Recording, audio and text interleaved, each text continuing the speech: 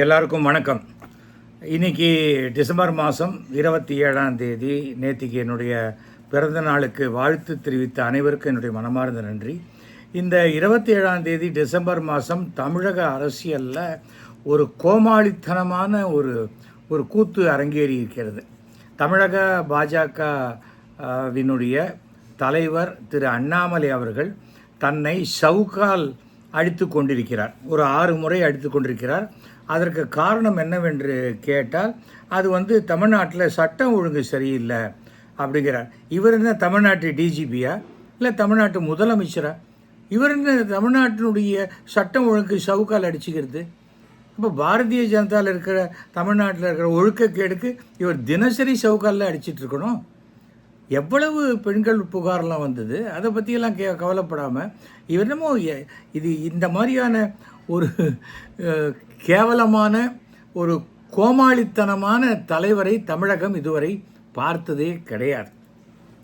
இந்த சவுக்கடியினால் இன்றைக்கி தமிழக பாரதிய ஜனதாவுக்கு ஒரு 10,000 ஓட்டு கையை விட்டு மெம்பர்ஸ் வெளில போயிருப்பாங்க. அதுதான் நடக்கும். ஏனென்றால் இப்படிப்பட்ட ஒரு கேவலமான அரசியல் செய்யக்கூடிய ஒரு தலைவனை இதுவரைக்கும் தமிழ்நாடு அரசியல் பார்த்ததே கிடையாது. செருப்பு போட்டுக்கல அப்படிங்கிறார். இனிமேல் வாழ்க்கையில் ஒரு செருப்பே போட்டுக்க முடியாது. செருப்பு தான் போட்டுக்கலையே, எதுக்கு ஷூவை கையில் எடுத்துன்னு போகிறீங்க? அதை யாருக்காவது கொடுக்கலாம்ல.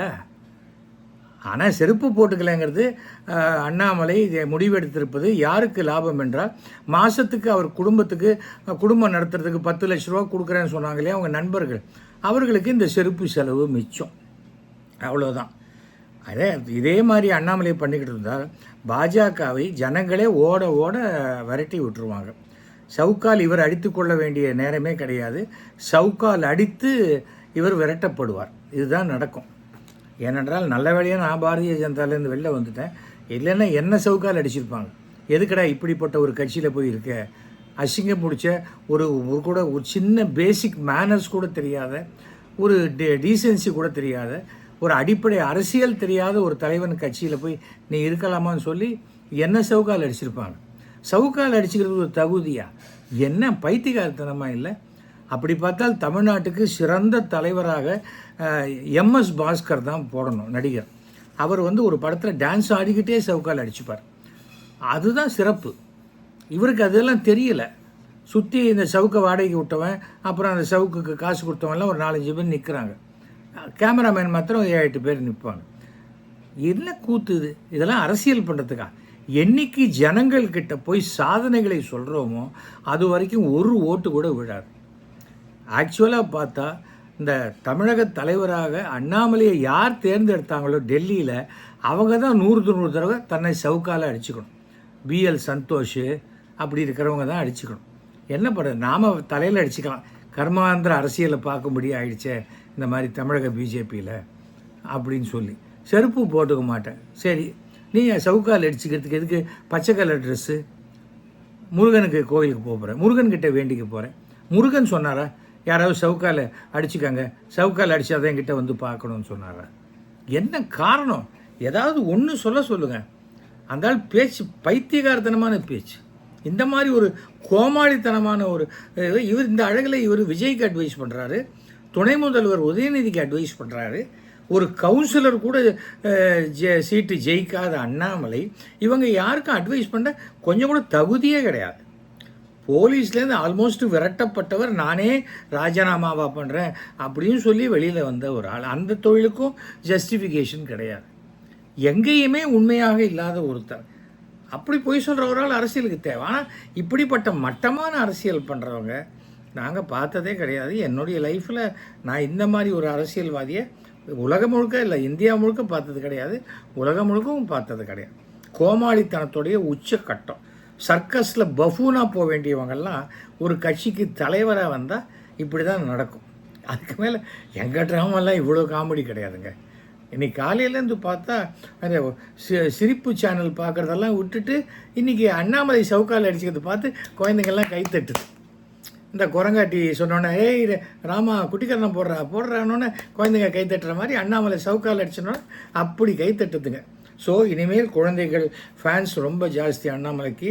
அந்த குழந்தைகள் வளர்ந்து பெரியவங்களாகி 18 வயசுக்கு அப்புறம் அண்ணாமலை ஒரு வேளை அரசியலில் இருந்தால் அரசியலில் அவருக்கு ஓட்டு போடுவாங்க. அது வரைக்கும் மாதம் 1 கோடி 1.5 கோடி செலவழித்தாலும் ஒன்றும் நடக்காது. இனிமேல் செருப்பும் போட்டுக்க முடியாது. என் ஃப்ரெண்டு கூட காலையிலேருந்து செருப்பு போட்டுக்கல. என்னடான்னு கேட்டால் அந்த வாரம் அறுந்து போச்சு அப்படின்னா. அந்த மாதிரி தான் இந்த ஆள் சொல்கிறது எதையுமே நிறைவேற்ற மாட்டார். தமிழ்நாடு முழுக்க 10,000 கோடினார் கிடையாது. பாம்பு அடித்த எல்லாம் 60 மீட்டிங் போடுவேன்னாரு கிடையாது. இதுக்கு போராட்டம் அதுக்கு போராட்டம், ஒன்றுத்துக்கு ஒரு போராட்டம் கிடையாது. சும்மா கூட 10 பேரை வச்சுக்கிட்டு யாரை ஏமாத்துறாங்கன்னு தெரியல. கேட்டால் ரெய்டு வந்துடுச்சாமே உங்கள் உறவுக்காரங்களுக்குன்னா எனக்கு எல்லோரும் தான் உறவுக்காரங்க. இது ஒரு பதிலா? அப்போ நீ நேர்மையானவனா துப்பு கட்டவனா? அவர் யார் இவர் யார் அப்படின்னா இது ஒரு அரசியலா? அப்போ நீ ஒழுக்கம் இல்லாதவங்க தானே ஆரம்பிச்சதுல. அப்புறம் என்ன அரசியல்? அப்புறம் என்ன நீ எ party with a difference, a party with a difference in Tamil Nadu BJP with such a low minded person Annamalai is the president of the party. அவ்வளோதான், அதுக்கு மேலே ஒன்றுமே கிடையாது. இதை பற்றி பேச பேச முருகனுக்கே கோவம் வந்து வேலை எடுத்து இவர் கண்ணை குத்திடுவார். இதுதான் நடக்கும். சும்மா அட்டை வேலை தூக்கிக்கிறது, இதை தூக்கிக்கிறது. இந்த ஜாதி மத அரசியல்லாம் தமிழகத்தில் எடுபடாது. கோயிலுக்கு போகிறவன் போவான், கோயிலுக்கு போகாதவன் போக மாட்டான். ஆனால் என்ன கட்சிக்கு வேணுமோ அவங்களுக்கு ஓட்டு போடுவோம். அந்த எந்த கட்சி என்றால் அவங்களுக்கு நல்லது செய்கிற கட்சிக்கு அவங்க ஓட்டு போடுவாங்க. அதுக்கு மேலே வேறு எந்த மாற்றமும் இந்த அண்ணாமலையால் நடக்கவே நடக்காது. அது 3.5% இருந்தது. இப்போ இந்த மாதிரி காமெடி செய்கைகளால் அது 2%, 1.5% வரக்கூடிய வாய்ப்பு இருக்கிறது. அவ்வளோதான். இதுக்கு மேலே நான் இதை பற்றி கவலைப்பட வேண்டியது மோடி, அமித்ஷா, ஜேபி நட்டா, பிஎல் சந்தோஷ், இவருடைய காட்ஃபாதர், அதை எல்லாம் தான் அவங்க தான் கவலைப்படணும். அதனால் ஆனால் இந்த கோமாளித்தனமான அரசியல் பண்ணால் வந்து இருந்ததுக்கே வெக்கப்படுற மாதிரி ஆயிடுச்சு ஒரு கட்சியில். வெளியில் வந்துட்டு அதை பற்றி ஒன்றும் பேச மாட்டோம்.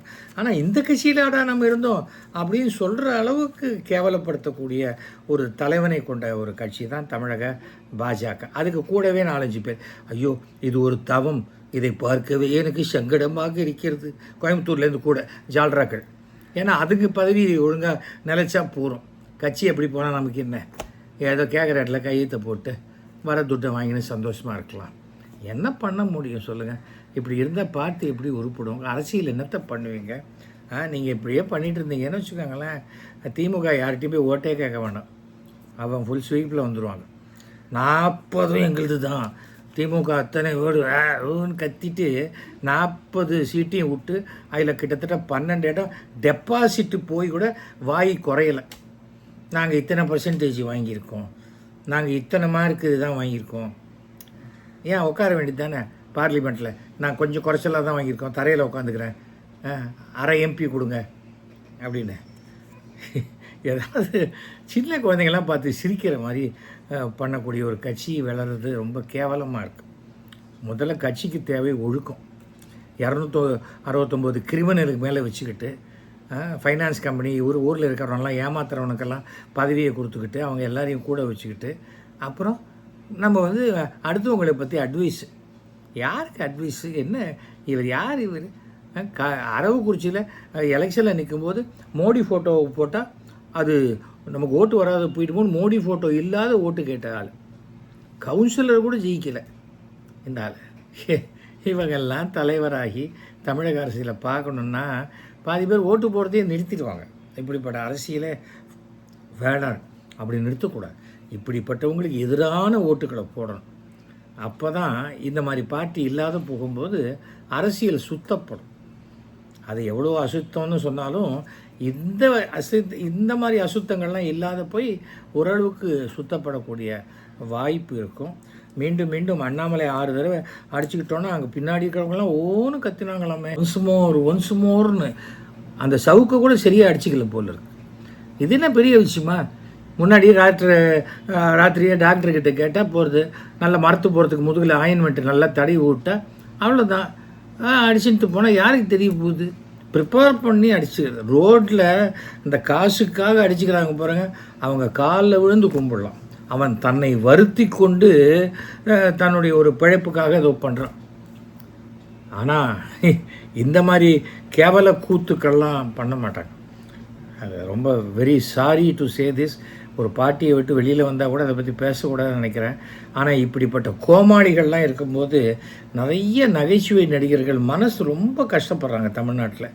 என்னடா இது, அண்ணாமலை அளவுக்கு நமக்கு காமெடி பண்ண வரலையேன்னு. ஒன்றும் கவலைப்படாதீங்க, 2025 எல்லாருக்குமே நல்ல ஒரு வழி பிறக்கும் என்ற நம்பிக்கை இருக்கிறது. அனைவருக்கும் என்னுடைய இனிய ஆங்கில புத்தாண்டு நல்வாழ்த்துக்களை தெரிவித்துக் கொள்கிறேன். நன்றி, வணக்கம்.